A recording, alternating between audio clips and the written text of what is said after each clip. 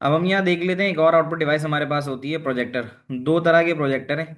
एक LCD projector है, LCD, और एक है डीएलपी। ये दो प्रोजेक्टर हैं। दोनों का काम ये होता है कि ये दोनों आपको आउटपुट देते हैं on to the larger screen. तो बस इतना ही तुम्हें पता होना चाहिए कि ये क्या करते हैं। तुम्हें इसकी वर्किंग के बारे में जानना जरूरी नहीं है, ठीक है। इसमें तुम्हें ये पता होना चाहिए कि हाँ जी, ये LCD projector tend to display more vivid images. इसकी इमेजेस थोड़ी अच्छी होती हैं। विविड कहते हैं शार्प या शोक, थोड़ी विविड होती हैं। They are often larger and heavier. ये ज़रूर होता है कि ये जो एलसीडी वाले प्रोजेक्टर हैं, ये लार्जर इन साइज होते हैं। ये थोड़ी ओल्ड टेक्नोलॉजी है, यहाँ मैं लिख देता हूँ, ओल्ड टेक्नोलॉजी। तो लार्जर इन साइज होते हैं और दे आर ऑल्सो हैवियर, ये भारी भी होते हैं, ठीक है। और उसके मुकाबले में DLP is a new technology, digital light projector. ये तुम्हारे पास स्ट्रॉन्ग सनलाइट में भी अच्छा काम करते हैं, ठीक है। तो इसके जो बल्ब्स होते हैं, इसके अंदर बल्ब लगते हैं, वो लार्ज होते हैं, ठीक है, पावरफुल होते हैं। और ये भी इमेज को लार्जर स्क्रीन पे प्रोड्यूस करते हैं। हाँ, तुम्हें ये पता होना चाहिए इस्तेमाल कहाँ होते हैं दोनों। ये दोनों इस्तेमाल होते हैं तुम्हारे पास क्लासरूम के अंदर, ठीक है। They are used in home cinemas या लार्ज गैदरिंग के लिए, ऑफिस के अंदर प्रेजेंटेशंस के लिए इनका इस्तेमाल होता है।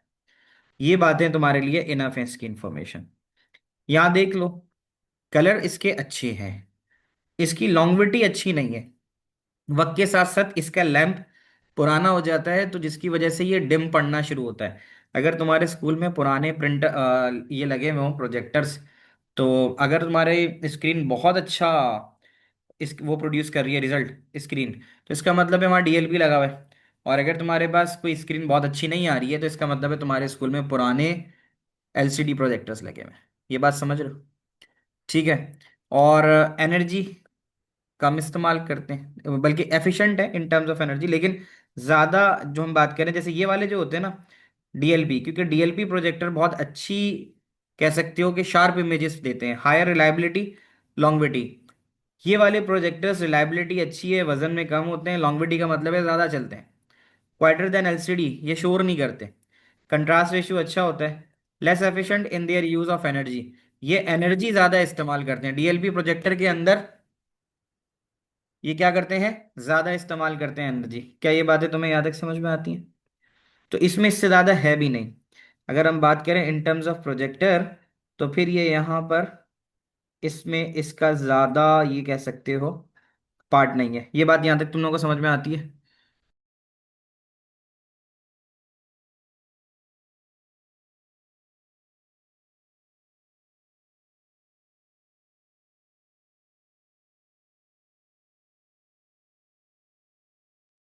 यहाँ पे मैं बात ये कर रहा हूँ कि दो टाइप के प्रोजेक्टर्स हैं, ठीक है। अब यहाँ अगर आप देखो, तो इसकी वर्किंग को छोड़ दो, वर्किंग में जाओगे परेशान हो जाओगे, ठीक है। यहाँ सिंपल सिंपल आप इसके डिफरेंसेस याद रखो। जैसे कंट्रास्ट रेशियो जो है ना, वो डीएलपी का अच्छा है। दो या तीन पॉइंट, तीन तीन पॉइंट्स भी काफ़ी हैं, ठीक है। अच्छा, उसके बाद हायर रिलायबिलिटी लॉन्गविटी, ये हमने देख लिया। ये ज़्यादा मतलब स्लो चलते हैं, शोर नहीं करते, ये वाली बात। स्मॉलर होते हैं, लाइटर होते हैं। ये आपने तीन पॉइंट्स भी इसकी कर लिए इनफ है आपके लिए, ठीक है। लॉन्गविटी का मतलब ज़्यादा अरसे तक चलते हैं। डिसएडवांटेज ये कह सकते हो कि हाँ, शेडो वगैरह इसमें आ जाती हैं सम टाइम, या मूविंग इमेजेस के अंदर शेडो वगैरह प्रोड्यूस कर देता है, ठीक है। बाकी जो कलर डेफिनेशन है, वो एलसीडी के मुकाबले में थोड़ी हल्की है। एलसीडी की कलर डेफिनेशन अच्छी है, ठीक है। तो यहाँ पर अगर आप देखो, तो वो कहता है कि ये शार्पर इमेज देते हैं डीएलपी के मुकाबले में। एलसीडी की जो इमेज है या कलर्स हैं वो अच्छे हैं, ठीक है। बेटर कलर सेचुरेशन, दोनों को अगर आप साथ चलाओगे, कंपेयर करोगे, तो आपको समझ में आएगा, ठीक है। और एलसीडी जो होते हैं वो एनर्जी के मुकाबले में डीएलपी से ज़्यादा अच्छे होते हैं। हमने वहाँ पढ़ा था ना कि वो ज़्यादा एनर्जी लेते हैं, कौन? डीएलपी। यहाँ तक की बात समझ में आती है, ठीक है। कंट्रास्ट रेशियो थोड़ा सा पुअर हो सकता है कलर्स का, ठीक है। लिमिटेड लाइफ होती है, जैसे हमने कहा डीएलपी की लॉन्गविटी अच्छी है, इसकी लाइफ लिमिटेड होती है, ठीक है।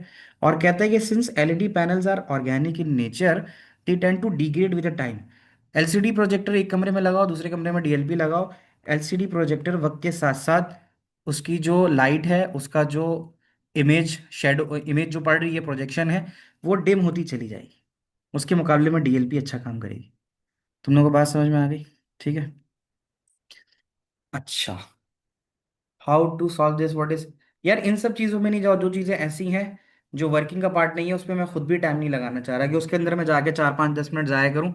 तो मैं इसलिए सिर्फ वो बातें बताऊंगा। ये नोट्स ड्राइव पे हैं, बिल्कुल ड्राइव पे हैं। ये नोट्स आपको मैंने शेयर किए हुए ड्राइव पे, पेज नंबर 26 के ऊपर। ठीक है। तो ये एक चीज़ आ जाएगी, फिर देख लेते हैं इसका कोई पास पेपर का सवाल हो तो।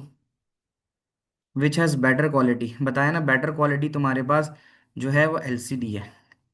ठीक है। एलसीडी की अगर अगर हम बात करें, तो एलसीडी की देखो लिखा हुआ है ना, LCD has a sharper image, has a better colour saturation.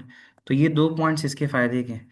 लेकिन क्या है, दूसरी चीज़ के ये जो है वक्त के साथ साथ डिग्रेड होता चला जाता है, ख़त्म होता जाता है, इसकी लाइट कम पड़ती जाती है।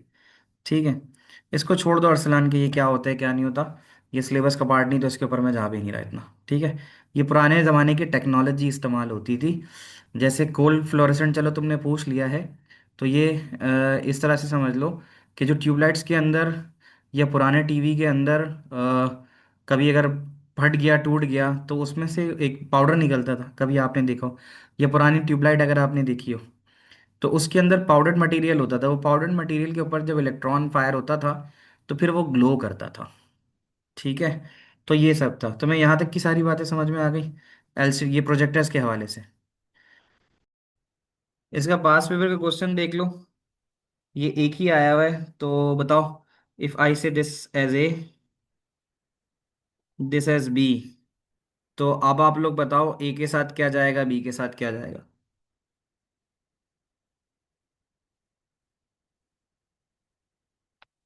वैसे मैं एक बात बताऊं, इसमें कुछ चीज़ें ऐसी हैं जो सिलेबस का पार्ट है, कुछ चीज़ें इसने एडिशनल दी हुई है। ये असल में स्पेसिमेन बना के दिया था। ठीक है। तो इस स्पेसिमेन में बहुत सारी चीज़ें ऐसी हैं जो सिलेबस के साथ थोड़ी अलाइन नहीं है। तो इसमें ऐसा भी कुछ चीज़ आ सकती है जो वर्किंग से रिलेटेड हो, लेकिन वर्किंग से रिलेटेड कोई चीज़ तुम्हारे सिलेबस का हिस्सा नहीं है। चलो अगर मैं बात करूं, देखूं पहला वाला, कि projector panel degrade in time, ये अभी अभी हमने पढ़ा है। कौन सा वाला डिग्रेड होता है, जल्दी से बताओ, ए या बी। अभी आप लोगों ने पढ़ा ना, एलसीडी जो होता है वो डिग्रेड विद टाइम होता है, ये बात हमने पढ़ ली। Do not have grey component in the image. तो यार ये ग्रे कंपोनेंट वाली बात ऊपर वैसे लिखी हुई थी ए में। तो ग्रे कंपोनेंट इसके अंदर इस्तेमाल होता है, बस इतना याद रख लो, उसकी डिटेल में नहीं जाते हम, उस पर टाइम नहीं लगाते। ठीक है। गुड रिलायबिलिटी, रिलायबल, ज़्यादा है, रिलायबल है, रनिंग स्मूथली, ये सब चीज़ें आपकी डीएलपी में आ जाती हैं। ठीक है। फिर उसके अलावा the image suffers from shadow, ये भी अभी हमने ऊपर ऊपर पढ़ा था। ठीक है। उसका ये आ जाएगा, इमेज सफ़र्स फ्रॉम शेडो आता है। पुअर कंट्रास्ट रेशियो जो होता है, ये हमने देखा, ये बी में होता है, पुअर कंट्रास्ट रेशियो। ठीक है। और डीएमडी चिप होती है ना, डीएमडी चिप भी एक चीज़ कहलाती है, वो ए के अंदर इस्तेमाल होती है। तो फिर इसका भी जो है वो एक आएगा। डीएमडी चिप बेटा ए में इस्तेमाल होती है। It uses a DMD chip, वो यहाँ पे भी कहीं ना कहीं लिखा हुआ होगा, डीएमडी चिप का इस्तेमाल करता है। ये इसकी वर्किंग है, ये बात मैंने कही ना। वर्किंग से रिलेटेड अगर कोई चीज़ आ जाती है, तो फिर वो बेसिकली सिलेबस का पार्ट नहीं है, तो वो नहीं पूछेगा। ठीक है। तो ये इस तरह से आ जाती है। यहाँ तक कि तुम लोगों को बातें समझ में आती हैं प्रोजेक्टर की। तो प्रोजेक्टर भी यहाँ पे ख़त्म होता है। तो वो basically digital micro mirror device इस्तेमाल होती है, तो उसकी वर्किंग में ख़ास नहीं जाते, तो वो चीज़ वहाँ रुक जाती है। तो आप लोगों को बेटा ये प्रोजेक्टर समझ में आ गए। तो देखो ये थ्योरेटिकल टॉपिक है, इसमें तीन तीन दो दो पॉइंट से ज़्यादा आपने याद नहीं करना है। ये जो मैंने हाईलाइट किए हुए हैं ना, मैं तुम्हारी आसानी के लिए हाईलाइट कर देता हूँ, अपने पास भी तुम हाईलाइट कर लो। तो तुम ये पॉइंट्स भी कर लोगे ना, that would be more enough for you. Grey components नहीं होते, कलर डेफिनेशन इतनी अच्छी नहीं होती। ठीक है। और ये करते हैं, तो इसमें दो दो तीन तीन पॉइंट्स भी अगर तुम्हारे पास रहेंगे, हाँ तो है ही जितने बार नहीं, जैसे एडवांटेज में ज़्यादा है ना। तो 2 से 3 इसलिए कह रहा हूँ कि अगर तुम्हारी मेमोरी अच्छी है ना, तो तुम 2 कर लो, और अगर मेमोरी अच्छी नहीं है तो 3 कर लो। समझ रहे हो? तो होगा ये कि इनकेस अगर फॉर एनी रीज़न भूल भाल भी गए, तो फिर क्या होगा, फिर ये होगा कि आप कम से कम 3 में से 2 तो याद रख पाओगे।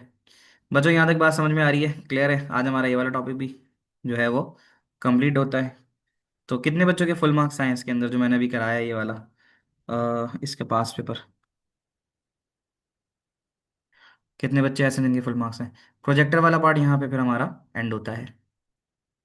अब हम चलते हैं सेंसर की जानिब, ठीक है। सेंसर की जानिब चलेंगे। स्क्रीन का मुझे बताओ, स्क्रीन का कंफर्म है? स्क्रीन कराया मैंने, एलसीडी और एलईडी स्क्रीन्स। ये मैं करवा देता हूँ, एक बार रिव्यू ले ही लेता हूँ मैं, ठीक है। तो एक बार रिव्यू ले लेता हूँ, रिव्यू करवा दें, ठीक है। हाँ, दोबारा करा दें ताकि आज की क्लास में ना सारी इनपुट डिवाइस आउटपुट डिवाइसेस खत्म हो जाए। कल की क्लास जो लूंगा 5 से 6, उसमें सेंसर कराऊंगा। फॉर एनी रीज़न कोई नहीं ले पाता तो रिकॉर्डिंग ज़रूर देखना। हमें क्लासेस थोड़ी ज़्यादा तेज़ी से खींचनी है ताकि हम रमज़ान से पहले ना 90% अपना सिलेबस कर चुके हों, ठीक है।